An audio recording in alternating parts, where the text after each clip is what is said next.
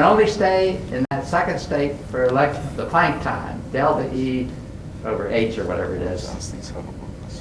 They're caught between this thing. Okay. And every time they go back, they lose a little bit of mass, which is in the form of energy that's distributed and transferred to the You electron. say they're oscillating between? They go through, that's the way I like to, it's a semi-classical view, but I like to view it as oscillating. They're oscillating, you see, Right. between creation and decreation, so Right. to speak.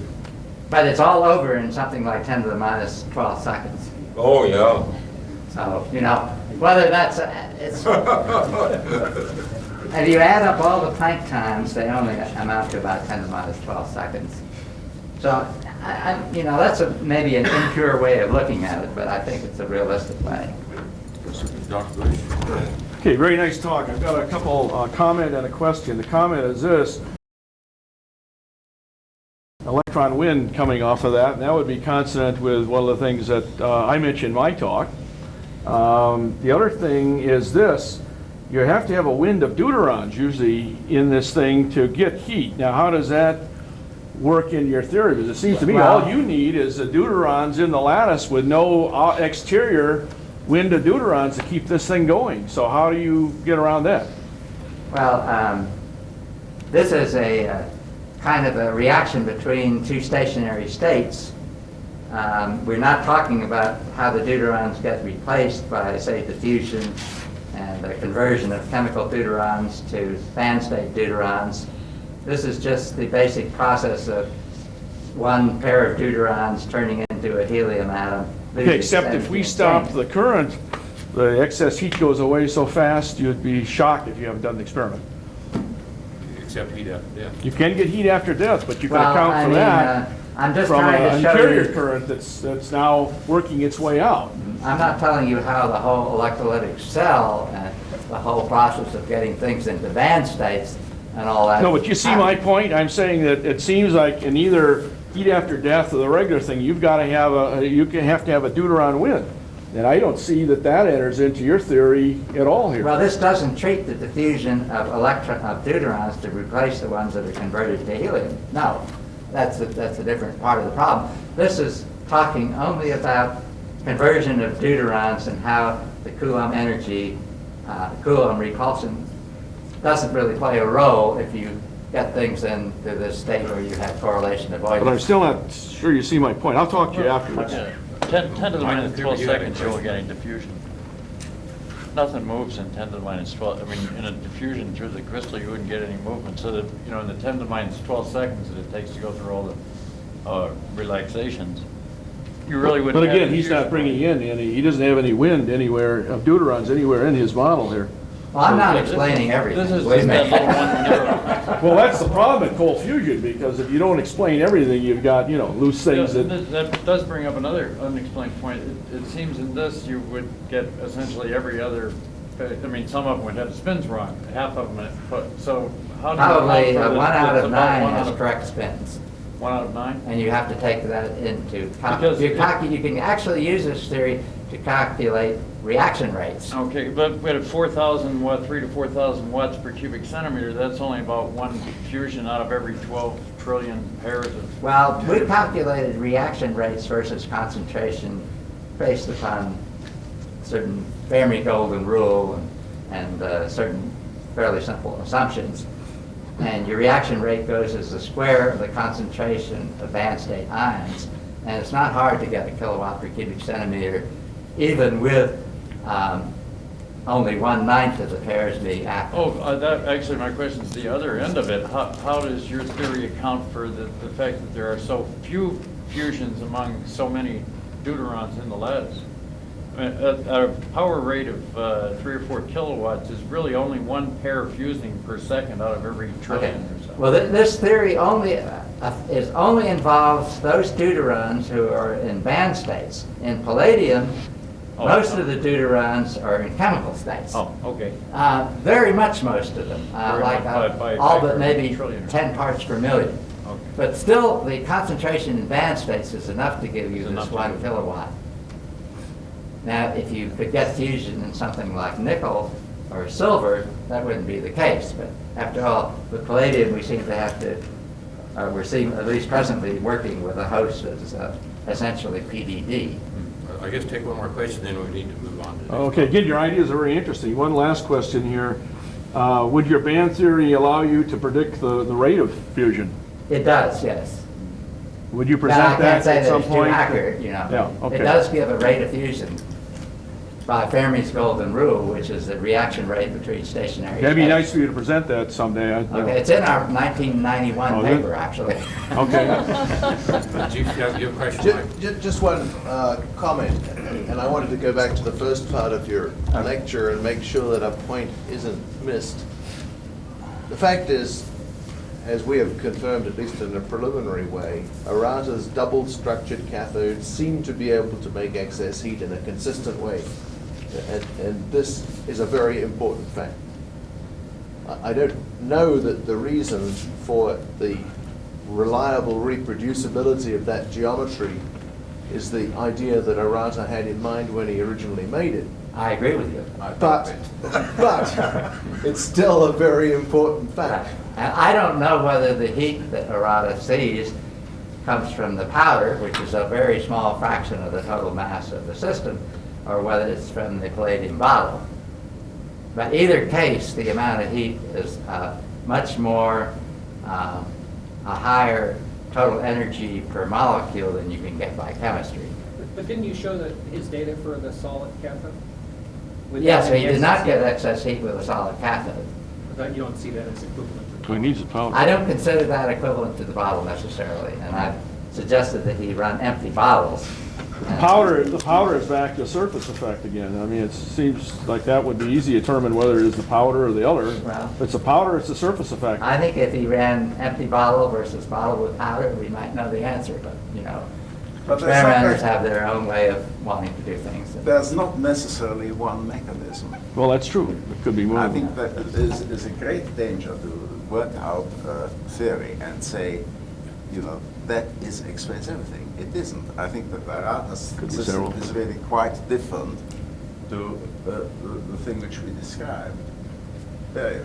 And I'm not saying that our theory is really very different from Arata's in some way, because we really, when we talk about pairs in this talk, we're really talking about approximating a many-body system with a sum over pairs, and you know, that's a great simplification. Well, I hope in Washington we can have a major session on the different ways of discussing this. I think it would Because be that's a critical. major undertaking to see what the commonality, what is the difference between the theories, really? Is there a difference? Yes, Is there no difference? And this has to be stated at some stage. And how do we observe because we that? talk in such different languages, it's really, as you say, we've Is got to knock it it a out. linguistic problem? It is a linguistic. I think it's sociological. Hi, No, interpretation. preparata comes from. You get that many quantum deuterons, it theory, is. you Yes. know, everybody comes from a different perspective. Right. But in the end, it may be the same thing. Well, certainly, I think we're closest in our thinking, but we do look at it from a different Well, context. let's thank The next talk is by Russ George, and he'll be talking about his measurements of helium-3 and helium-4.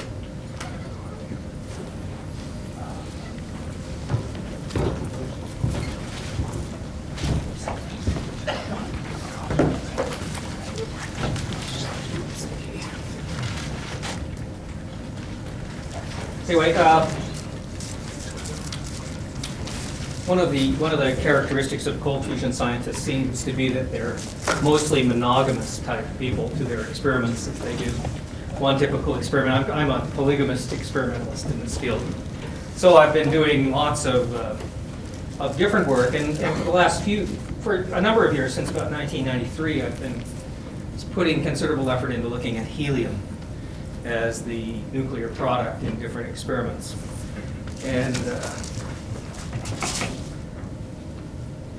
I originally started looking at this stuff. I did some of the electrochemical experiments, and they were so difficult to do. I found that very frustrating, and then I got involved with Roger Stringham in the fairly early days when he was working on the cavitation, ultrasound-induced cavitation, and I worked for a number of years on that, and I'm still running that cavitation type work.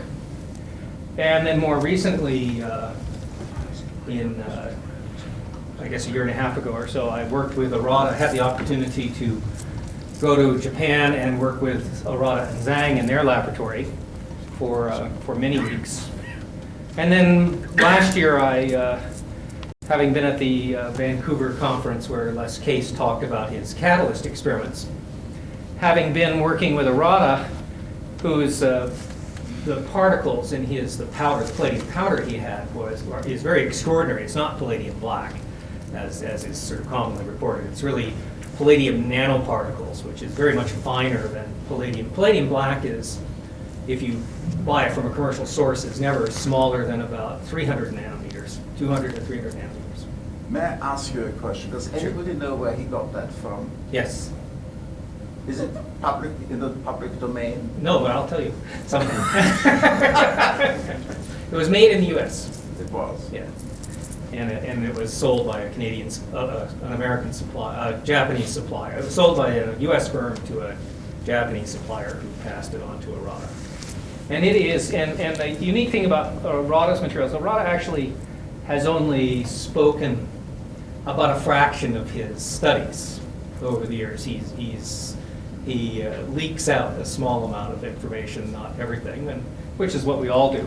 But I believe that Arata has done considerable experiments with different sized particles.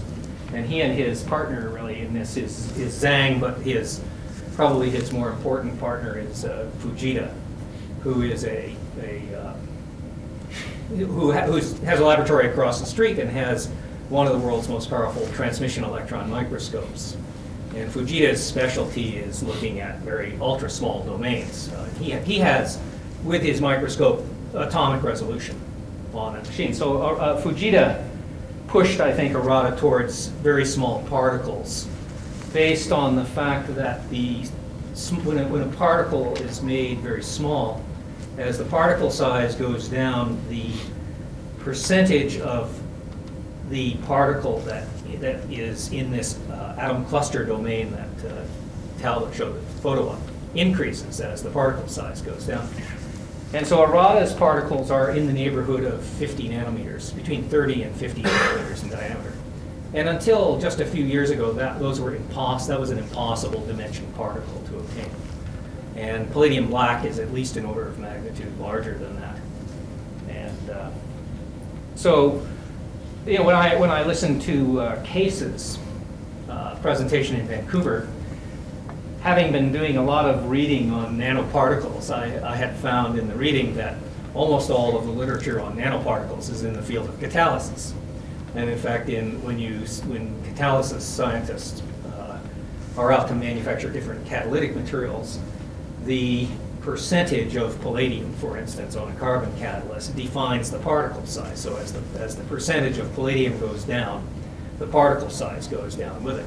So that when Case reported in Vancouver that he was working with palladium on carbon catalysts with palladium at about 0.5%, I knew from having read in the literature that that was in fact producing nanoparticles on the palladium of 50 nanometers or less. And that seemed to be the magic domain of Arata as well. So I assumed that those two experiments were very similar. The common feature was they had these quite extraordinary nanoparticles of the same dimension. So, and as Mike reported in his talk, you know, we've been looking around for ways to measure helium in experiments. And Case experiment, which is a nice gas phase experiment, makes setting up a mass spectroscopy, an online mass spectroscopy experiment, much easier. So, you know, those are the three experiments that I've done. And helium, I've done helium analysis in both gas phase and in the solid material phase. And in the cavitation material, we've done gas phase analysis at the U.S. Bureau of Mines, gas and solid phase analysis at Rockwell International, gas phase analysis at SRI, and metal phase analysis in Arata's lab on cavitation materials. And found elevated helium-4 in all of those, and elevated helium-3 and 4 in the studies in Arata's lab. And in the nanoparticle material, we did, of course, the work at SRI, which showed this increasing plot of helium that Mike showed. Was the first experiment that we set up just a few months after the Vancouver conference. And then most recently, what I have done following my time when I was working with Arata and Zhang in their lab, I convinced them to provide me with samples of their powdered materials, both from their experiments and some of the virgin material. And I have gone to the effort of having that material analyzed for helium at Pacific Northwest Labs in Washington State, and then much more recently at McMaster's University in Canada, where we have access to a superb mass spec that has sensitivity to helium-3 of a few thousand atoms, which is quite extraordinary. And so in the course of doing that, this is that's a picture of the first well, can't doesn't make much difference. So this is the first two cells that were sitting at the at SRI at the Extrel when it was still in the storeroom in the back room instead of in the front lab. Once we found the effects, it got moved into the more posh surroundings. Well, one of the things I guess I thought I'd cover a little bit of territory. There's another way to see helium in these experiments. And when I did work with cavitation, I'll just run through this quickly. This is a crude picture of a bubble that's collapsing on a surface, and it's asymmetric, and it's formed a little vortex in the center of it. Is that in Russian or backwards English? Sorry, that's in the backwards English, but it doesn't make any difference to the bubble. Right. But that's a bubble, and that's down in the neighborhood of a micron in diameter. That's a photograph taken by Larry Crum at the University of Seattle, who's also the president of the American Acoustical Society. And when we collapse bubbles like that on pieces of palladium that are 5 centimeters on an edge of palladium foil, we load it with deuterium, with hydrogen, because as the bubble collapses, there's about a millionfold magnification or condensation, essentially, a concentration of energy from the large bubble down to its smallest size, and it injects hydrogen into the lattice. If it happens to be in heavy water, it injects deuterium into the lattice. And this is a piece of foil that was in an experiment, and you can see it looks like it got burned up and melted. And it was in circulating heavy water, at about 60 degrees C. And I know Stan Spock or someone showed pictures of some damage to palladium. This is when you look at that with a scanning electron microscope close, I'm sorry, this is not too good. You see little features here, and it looks like kind of there's a hole and a fan shape. If you look at this slightly larger, you see that this is a fan shape. These are 1 micron diameter spheres of palladium.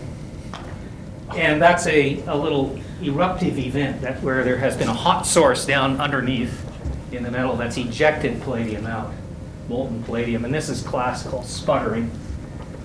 But I looked at that and I said, well, there must be some way to look at helium. So I got some people from Sandia Labs that I've worked with a bit to show me pictures of helium in metal. Because when helium stays lodged in metal when it's formed there. So this is pictures of helium bubbles in a electron micrograph of this phenomenon is known as loop punching. And this was done with helium that was implanted into niobium done at Sandia Labs.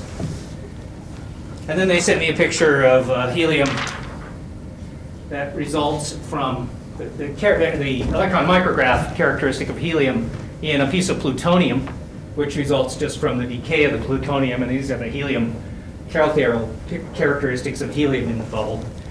And now we had a piece of palladium that had a fracture that we were able to look at with electron microscope, which I gave to the same guys at Sandia.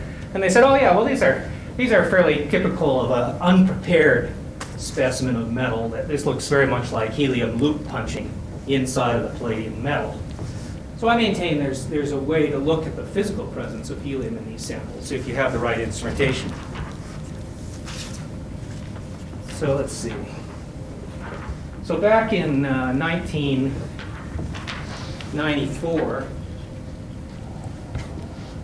we ran some experiments at Los Alamos, and we were running cavitation experiments, producing and looking for taking samples, sending them to Rockwell Labs for analysis. And sure enough, in this work, we found this is in a reactor gas sample, and we are looking at 10 to the 14, 0.25 times 10 to the 14 atoms of helium in the gas sample, which amounts to something like 0.4 ppm helium, which isn't too spectacular. But here's another one here where we had another run. This was 2.5 ppm, which is starting to look a little more interesting. And this one, of course, was very interesting at 553 ppm helium that was produced in it. So that's a substantial, more than 5 ppm atmospheric concentrations. And then we looked at a sample in the metal analyses, and we found helium in both of the metal samples. I believe that this is these are substantially elevated numbers, as the background in the samples is down around 10 to the 6 to 10 to the 7 atoms background concentration of helium. So this is somewhere in a neighborhood of two orders of magnitude enrichment of helium in the metal. Sir, did you monitor this for radiation or not? We did, yeah, we looked at this. We had these experiments with a Did you get any or germanium. not? No, we had online germanium gamma detectors, and we had helium-3 detectors, and we No radiation. never saw Good. a I don't particle either. of anything that we could understand. So subsequently to that work, we did run we ran some cavitation experiments at SRI on Eprie's dollar at one point in time, a couple of years back, and these were gas samples from experiments there, and this is more or less the background levels. And so these were small amounts of helium. There might have been a couple of signatures in there that might have shown helium, but it was always such fuzzy work that we were never too confident about it. That was what led me more or less to set up and run the catalyst type experiment that we ran last year there, which Mike, I think, showed this plot earlier, or the same data, and Ed Storm showed this plot. But this was a plot where, on the mass spec at SRI, we saw this steadily increasing helium over time, which I think is the first experiment that's been done in this field, where a time-based determination of helium on an experiment. So that was, and it was, when you break the 5.2 ppm concentration of air, you figure you're home free on that. And Mike talked about the follow-up experiments on that. But that still wasn't good enough on this. So one of the things I did is I spent a lot of time trying to get a better helium mass spectrometer where we could actually look at helium-3, because the problem with helium measurements in this system is that since there's a lot of helium in the air, the skeptics have always maintained that the helium that we're seeing has to be a contaminant in the process. And one way to defeat that is we know that the ratio of helium-3 to helium-4 is about 1 part to 800,000. So that if we can get enough sensitivity to helium-3 and track helium-3 in these experiments, we may well be able to have a really definitive tool where helium-4 is certainly the primary product, but what we can have is, to make it skeptic proof, we can look at the helium-3, helium-4 isotope ratio. And then it's very difficult for someone to argue that we're making helium-3 out of the air in our experiments, especially if the ratio changes from the natural ratio.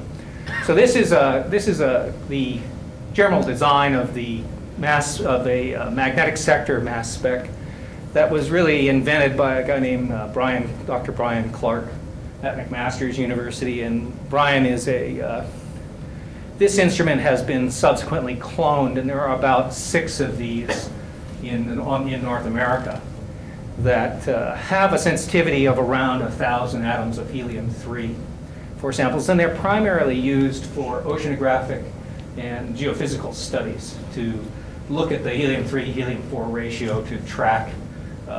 One of the things they do is they track the movement or the presence or absence of cosmic dust fall in different sediments in the rock, because cosmic dust comes down to Earth with a much higher concentration of helium-3 to helium-4 than on Earth. So it's been it's an extraordinary instrumentation. And to show you roughly what kind of resolution, this is the, whoops.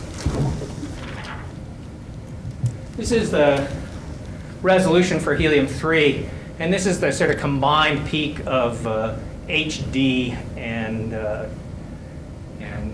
H3 plus. So this is actually a double peak. So so you can clearly resolve helium-3 from HD and H3 plus in your instrument. So there's not a question that it's a definitive tool for helium-3 measurement, as well as helium-4. And so after, I guess I'm rushing through this, but that's okay. When I was, after coming back from Arata's and bringing back these samples, I gave some of those to Brian in December of '97, who said he'd get right to them.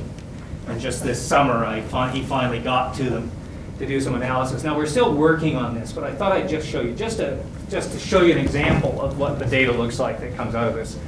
You know, and if you see here, we're looking at helium-3 in units of thousands of atoms here. So we have very high sensitivity to helium-3. And in general, we weren't finding a lot of helium-3. And down here, we did find a large amount of helium-3. And there's another signature on some helium-4. So the tool is good enough to do the job for helium-3, helium-4 determinations. But we haven't done enough work on it yet, on this material yet, to make a definitive report on what we found. But we certainly found that in some of Arata's material, we could find elevated helium-3 in a ratio that was, you know, in the neighborhood of 1 to 1,000 instead of 1 to 1,000,000 with helium-4, which strongly suggests you've got an issue with, if you have such a ratio of helium-3 to helium-4, that says, well, it could be contamination, but it's not contamination that originated on the planet Earth. So since the experiments were done here, we think we're pretty safe to say that that was newly produced helium in the experiments. So, you know, my message, more or less, is, whoops, if you can see it, is that there are good heat-producing protocols now well in hand. You know, I've worked with 3 now that work quite reliably, and I'm quite infatuated with Martin's electromigration method as well. Helium diagnostics for both helium-3 and helium-4 are also very well defined and available. Real-time helium is the best nuclear evidence in any of these experiments. You know, ignoring heat, we can show that we have nuclear processes in hand if we do real-time helium. Heat at the rate, I think Ed Storm showed some of my data from the cavitation experiments, heat at hundreds of watts of excess is also quite readily available in experiments. And so there's a clear path forward to working on this to come up with some kind of useful energy source. At least the science has got clear paths forward. So, you know, I'm working with some various partners in my polygamous nature in the world. And, you know, we're planning, we're working right now to set up to conduct several experimental protocols with online helium diagnostics for both helium-3, helium-4, and with calorimetry simultaneously. And the goal of that is to develop readily reproducible and available technology and methodology, including helium diagnostics, that, you know, that you can say, this works, and it's a package that some scientific group might be able to do. And we're interested in, these are the sort of principal areas that I'm interested in proceeding with this, and that's the nanoparticle gas phase experiments and the sonocavitation. And like I said, Martin's electrodiffusion is a very pretty girl at the moment. And we're working at the moment in the USA and in Canada. And we've had some serious interest from some Russian scientists at the Russian Academy of Science in Moscow to do some work. They're especially interested in the cavitation work since they've done a lot of that in the past. So that's, you know, my message is that this is the nuclear evidence is difficult to obtain, but if you get the right helium diagnostic equipment, it's extremely definitive and quite certain. And the best thing to do is to go to people who already are accustomed to being the experts in those fields, rather than trying to develop the expertise separately and then, try to convert the masters of the craft, right? It's a lot better to allow the masters to make the discovery themselves in their own lab, and then they say, oh yeah, right, because of that interesting. So any questions are fine. All right, well, Sure. First of all, as I look around, I don't see too many young people, and I wish to congratulate you, because there's a law of biochemistry that the old people do die off, and the young people do take over. And I want to congratulate you on that basis. Now, I hope I don't become old before I take my chance at the steering wheel. You didn't put your street address or your post office box in Palo Alto. Oh, I didn't. No, I didn't do that. I did put my email address though. What is your mailing address? 3309 Alma Street in Palo Okay. Alto. 3309 Alma Street. Alma, like ALMA. Okay, thank you. The other question is this. When you say you're going to, well, somebody asked this question better. What is the future Right. ideas? You've already mentioned some, but do you have any future ideas at the moment? Well, I think all of these protocols are quite scalable. So that if one wanted to scale these up to a few thousand watts, which would be a very impressive demonstration, one could do it, except that it's a pain in the butt to try to do a 1,000-watt experiment, because you scale it up, because you always fail at some. And so, if you throw away a small experiment, you're throwing away a small amount of money, where when you throw away a big experiment, you're throwing away a big amount of money, and you always screw up and fail on some experiments. So that's been the barrier. It will ultimately change the whole world. It will displace oil and gasoline and pollution. It may well. It may Oh, well. yes, ultimately. It may well. Yeah, I just want to sell the carbon dioxide offset credits that it makes. Generates. That's the only piece of the action I'm interested The in. millennium looks very attractive. I don't know, but the global Mark. warming is still occurring. Is there, in your experience, is there any evidence that Arata gets more helium-3 at high temperatures? That the helium-3? No, to my It goes best up. knowledge, he has never run an experiment at elevated temperature.